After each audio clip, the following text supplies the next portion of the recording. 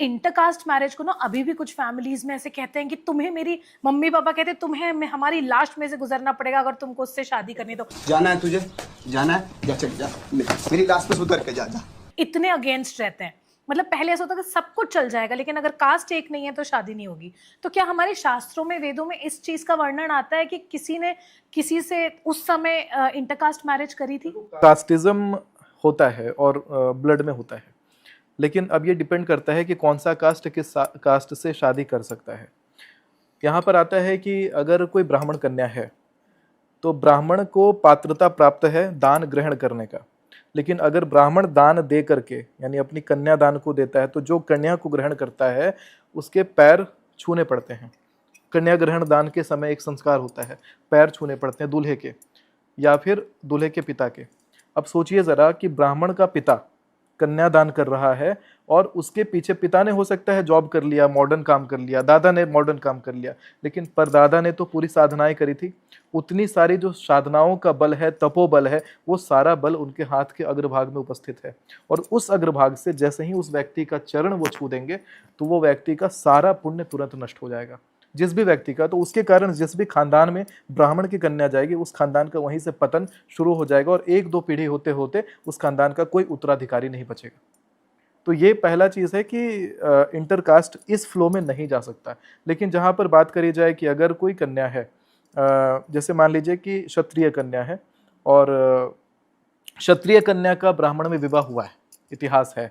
रावण एक बहुत बड़ा उदाहरण है, कहते हैं वर्ण संकरता का बहुत बड़ा उदाहरण है। लोग कहते हैं कि अगर एक ब्राह्मण का विवाह अन्य वर्ग में हो जाए तो जो बालक उत्पन्न होगा वो वर्ण संकर होगा, उसमें ब्राह्मण के गुण नहीं होंगे, ऐसा कहते हैं।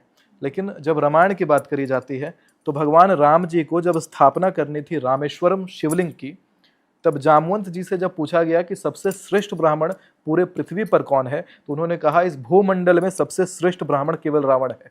त्रेता युग का वो समय था। कलयुग में तो समझ भी सकते हैं कि ब्राह्मण कम बचे हैं, त्रेता में तो बहुत प्रकांड प्रकांड ऋषि महर्षि ब्राह्मण सब थे, लेकिन उस समय भी सबसे श्रेष्ठ ब्राह्मण रावण को ही माना गया। शिवभक्त रावण था और शिवभक्त रावण को ला करके शिवलिंग का स्थापना, रामेश्वरम का स्थापना उसके हाथ से करवाया गया। अगर वो वर्ण संकर होता, ब्राह्मणों से कमजोर होता, तो इतना प्रकांड ब्राह्मण रावण नहीं होता।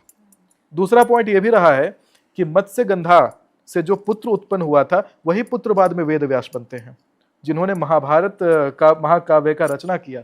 तो वेद व्यास मुनि जो हैं वो मत्स्यगंधा से उत्पन्न हुए। मत्स्यगंधा मछुआरन थी और वेद व्यास के अगर असली पिता कहा जाए तो वो ऋषि पराशर थे। तो ऋषि पराशर ब्राह्मण, मत्स्यगंधा मछुआरन, दोनों के संबंध से वेद व्यास उत्पन्न हुए थे और वेद व्यास ने इतना बड़ा धर्म ग्रंथ रच दिया। तो ये सारी चीज़ें तो इतिहास में रही हैं, इस फ्लो में रही हैं। अगर किसी को वो इंटरकास्ट मैरिज की तरफ ज़्यादा दिक्कत हो रहा हो तो ये वाली बात अपने पेरेंट्स को जरूर सुना सकते हैं। मैं जानता हूँ कंट्रोवर्सी करेंगे आप लोग, क्योंकि अपनी जो रूढ़िवादी आइडियोलॉजी है उससे भटकेंगे नहीं, और लेकिन जो सत्यता है उसको तो अपनाइए। अगर इसका आप आंसर कर सकते हैं, काउंटर कर सकते हैं, रावण वाला उदाहरण जो मैंने बोला, मनुस्मृति से काउंटर आप करेंगे या कोई और श्लोक से काउंटर करेंगे, उससे मुझे नहीं जानना। मुझे अगर जानना है तो जो मैंने भौतिकता, जो उदाहरण मैंने सामने रखा, उसी उदाहरण का काउंटर आप अपने उदाहरण से करिए। मनुस्मृति की तो ना ही बात हम करें तो बेटर रहेगा, क्योंकि उसमें एक चीज जो मेरे को, मतलब वो किताब पढ़ने का मैनिपुलेटेड ग्रंथ है वो, रोशनी। उसमें ये लिखा है कि snakes, animals and women of lower caste are worth beaten. इसका हिंदी में ये अनुवाद नहीं, ऐसा नहीं है। मनुस्मृति बहुत अच्छी किताब है, लेकिन कहा जाता है कि शास्त्रों को बिना गुरु के पढ़ना ही नहीं चाहिए। इसका क्या मतलब हुआ अगर ये लिखा हुआ है? नहीं, ऐसा नहीं लिखा होता। बेसिकली कैसा होता है कि संस्कृत में बहुत सारे श्लोक जब लिखे जाते हैं तो ट्रांसलेटर जो होते हैं वो बिना गुरु परंपरा के अनाप शनाप तरीके से ट्रांसलेट कर देते हैं। मैं गीता प्रेस गोरखपुर में तो जो दुर्गा सप्तशती आता है उसमें लिखा हुआ है एक जगह पे, शनस्तु जापे मानस मीना स्तोत्रे संपत्ति रुचक है। इसका क्या मतलब हुआ कि जिसको संपत्ति में रुचि हो इस स्तोत्र को धीरे धीरे पढ़े कीलक में, और ट्रांसलेशन पढ़ोगे आप कीलक का, वहां लिखा हुआ है कि जिसको पैसा चाहिए वो इस स्तोत्र को बिल्कुल जोर जोर से पढ़ेगा, उच्च ध्वनि में पढ़ेगा। तो एक तो शनस्ति जापे मानस मीना, बेसिक संस्कृत में इतना बड़ा एरर लिखा हुआ है, तो ट्रांसलेटर गलती कर देते हैं और उस गलती का खामियाजा धर्म ग्रंथ को भुगतना पड़ता है। जबकि धर्म ग्रंथ में कभी भी पढ़ोगी तो लास्ट में पढ़ने का नियम लिखा होता है, इसको पढ़ना कैसे, इसको सुनना कैसे है। तो इसको पहले तो पढ़ने का अधिकार सबको प्राप्त ही नहीं है। पढ़ना ही नहीं है खुद से, पहले वो बंद कर दो। अगर सुनना है तो गुरु, अच्छे गुरु को बुला करके और उनके माध्यम से सुनो। अगर पढ़ना है तो गुरु के सानिध्य में पढ़ो, ताकि ऐसा ढोल गवार शूद्र पशु नारी न, ढोल गवार शूद्र पशु नारी ये सब ताड़न के अधिकारी, ऐसा जो मिसकंसेप्शन क्रिएट हो जाता है, ये मिसकंसेप्शन ना क्रिएट हो। गुरु जो है सही निर्देश और सही रास्ता दिखाएंगे। ये बहुत बड़ी बात है, क्योंकि अभी तक तो मेरा भी ये क्लियर नहीं था। नोवेल थोड़ी है कि खुद बैठ के पढ़ने लग गए हैं, कोई साइंस फिक्शन स्टोरी नहीं है कि रोज बैठ के पढ़ने लग गए हैं।